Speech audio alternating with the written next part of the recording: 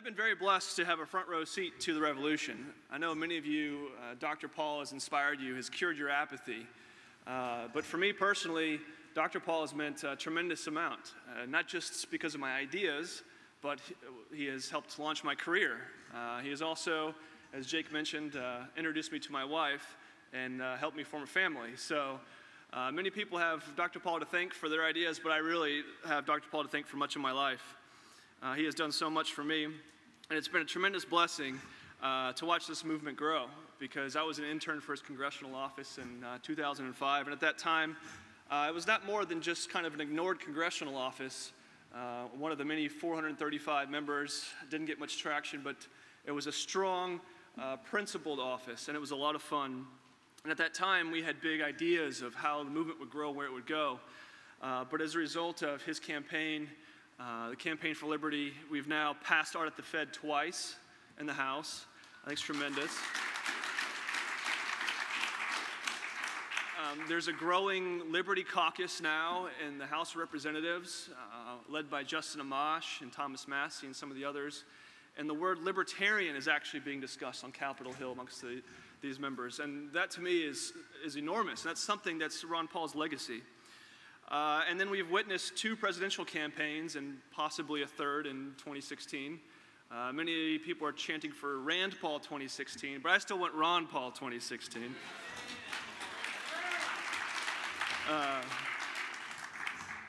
So, I mean, as you can see, it's been a tremendous ride we've seen. And I can even still remember the beginning of the Campaign for Liberty. I remember being with Deb Hopper at a hotel in Branson, Missouri. And we were sitting down with Dr. Paul trying to figure out, what is this organization going to be called? The campaign was coming to a close, and we wanted to figure out, what do we do next? And we were pushing Dr. Paul for a name, and what does he want to do? And I just remember him saying, you know, Jeff, my whole career has been kind of a campaign for liberty. What if we called it Campaign for Liberty? And I was on my computer, and at the time, everyone had taken every single domain that was possibly available. Revolution this, freedom that, every website was taken. And I log into GoDaddy and type in Campaign for Liberty, and then .com, .org, .net, they were all available. And I knew it was a sign from God that this had to be called Campaign for Liberty.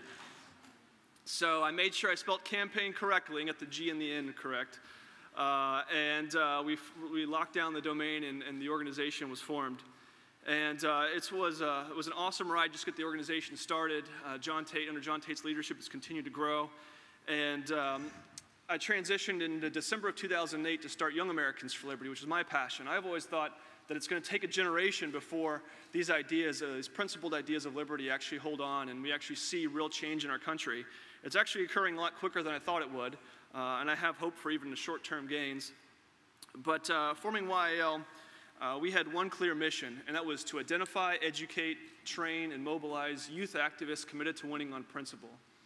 And that phrase, winning on principle, is what everything we do. We try to get the principles of liberty and try to win with them in the political process. And I think that's kind of a new idea in the liberty movement over the past few decades. It's been mostly a debate society and education-based, but I think now we're actually taking action with these principles and learning how to win with them in the political process.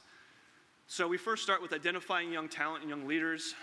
We form campus chapters all across the country. As I mentioned, we have over 525 all across the country. And that's the backbone of everything we do. And with those chapters, with that network, we then educate our peers. We've distributed literally hundreds of thousands of pamphlets, books, pocket constitutions, all kinds of educational literature to distribute on college campuses and to be able to provide that voice for our chapters. And with that base, with that educational knowledge, we then try to find the top leaders of our movement and train them to be effective. In the past year, we have trained over 2,000 young leaders in our state conventions, our national convention, our campaign boot camps, to get involved in the political process, to be able to not just understand these ideas, but to be able to do something about it. And then the last step of our mission is to mobilize. So the cream of the crop, we try to mobilize into the political process, whether it's a job or an internship, or with our PAC, we endorse candidates. So that's really the heart and soul of what we try to accomplish in our mission. And we have seen tremendous growth over the past 5 years. And the people I have to think most about is our staff. I get the privilege of talking to you. I get the privilege of being the face of the organization often.